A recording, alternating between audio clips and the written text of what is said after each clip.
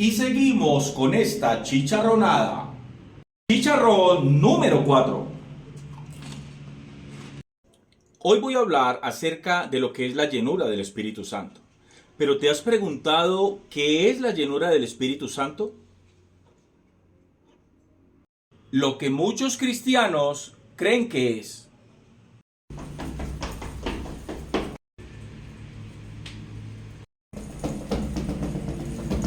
Eso que acabaron de ver, suena odioso decirlo, pero realmente es un show bastante cantinflesco. Creo que para poder comprender de manera más clara y profunda qué es lo que significa bíblicamente ser lleno del Espíritu Santo, es mejor ir a la Escritura. Quiero que vayan por favor al libro de los Hechos, capítulo 2, vamos a ir a leer desde el versículo 1 en adelante, dice el texto. Cuando llegó el día de Pentecostés estaban todos unánimes juntos. Y de repente vino del cielo un estruendo como de un viento recio que soplaba, el cual llenó toda la casa donde estaban sentados, y se les aparecieron lenguas repartidas como de fuego, asentándose sobre cada uno de ellos. Y el texto dice, y fueron todos llenos del Espíritu Santo, y comenzaron a hablar en otras lenguas, según el Espíritu les daba que hablasen. O aquí, cuando el texto dice que ellos fueron llenos del Espíritu Santo, el texto no dice por ninguna parte que ellos comenzaron a temblar, comenzaron a brincar, comenzaron a estremecerse, ni comenzaron a saltar tampoco como locos. Cuando ellos fueron llenos del Espíritu Santo, algo pasó. Ya se lo voy a explicar. El texto dice que cuando ellos fueron llenos del Espíritu Santo, lo que sucedió fue que ellos comenzaron a expresar idiomas humanos, lenguaje humano, glosalía humana, que ellos nunca habían escuchado, no conocían y que tampoco lo habían aprendido. Sigamos leyendo. Moraban entonces en Jerusalén judíos, varones piadosos de todas las naciones bajo el cielo. Y hecho este estruendo, se juntó la multitud y estaban confusos porque cada uno les oía hablar en su propia lengua, o sea, en su propio idioma. Y estaban atónitos y maravillados diciendo, mirad, ¿no son galileos todos estos que hablan? ¿Cómo pues les oímos hablar cada uno en nuestra propia lengua en la que hemos nacido? Partos, medos, elamitas y los que habitamos en Mesopotamia, en Judea, en Capadocia, en el Ponto y en Asia, en Frigia y Panfilia, en Egipto y en las regiones de África más allá de Cirene, y romanos aquí residentes, tanto judíos como prosélitos, cretenses y árabes, les oímos hablar en nuestras lenguas las maravillas de Dios, y estaban todos atónitos y perplejos, diciéndose unos a otros, ¿qué quiere decir esto? Mas otros burlándose decían, están llenos de mosto. Esos otros decían, estos judíos están llenos de mosto, o sea, están borrachos o están ebrios. ¿Por qué decían o pensaban ellos que aquellos judíos que habían sido llenos del Espíritu Santo y que comenzaron a hablar su propio lenguaje, ellos comenzaron a decir, estos hombres están llenos de mosto, están borrachos? La pregunta es, ¿por qué ellos llegaron a esa conclusión? ¿Porque los veían temblando? ¿Porque los veían tirándose en el piso? ¿Porque los veían saltando como locos? No.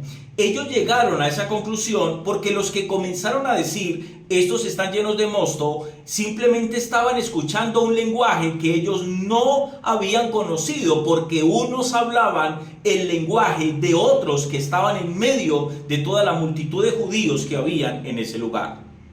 Vamos a otro texto interesante antes de explicarles a ustedes qué es lo que significa bíblicamente lo que es ser lleno del Espíritu Santo. El mismo libro de los Hechos, pero ahora vamos al capítulo 4, más adelante, verso 31, dice así.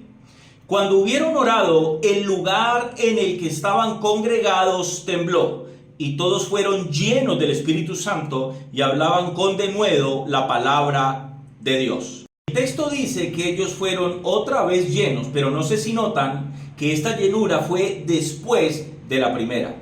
Nuevamente no encontramos en la Escritura que cuando estos volvieron a ser llenos del Espíritu Santo, comenzaron a temblar, o se fueron al piso, o se revolcaban en el piso, o comenzaban a contorsionarse. No, lo que el texto está diciendo con respecto a un temblor es que el lugar donde estaban los que habían sido llenos del Espíritu Santo tembló, o sea, que lo que tembló fue el lugar, no los que habían sido llenos del Espíritu Santo. O sea que ellos se llenaban y luego se vaciaban. Definitivamente no.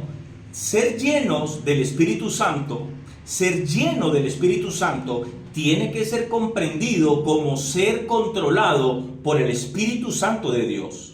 Vamos nuevamente a la Escritura, Efesios capítulo 5, versículo 15-18. Dice el apóstol: mirad pues con diligencia cómo andéis, no como necios, sino como sabios, aprovechando bien el tiempo. Porque los días son malos, por tanto no seáis insensatos, sino entendidos de cuál sea la voluntad del Señor. Aquí viene el punto importante. No os embriaguéis con vino, en lo cual hay disolución, antes bien, dice Pablo, sed llenos del Espíritu Santo. Aquí nosotros nos tenemos que hacer una pregunta. ¿Por qué el apóstol Pablo usa como analogía la embriaguez con la llenura del Espíritu Santo? ¿Qué tiene que ver la embriaguez con la llenura del Espíritu Santo? Allí está la clave para que ustedes entiendan lo que significa realmente, bíblicamente, ser llenos del Espíritu Santo. ¿Qué pasa cuando una persona se embriaga con alcohol? Es otra persona, ¿verdad? ¿Saben por qué? Porque mientras ese hombre permanezca embriagado, está siendo controlado por el alcohol. Entonces lo que el apóstol Pablo les dice es: no se dejen controlar por el vino, mejor déjense controlar por el Espíritu Santo de Dios.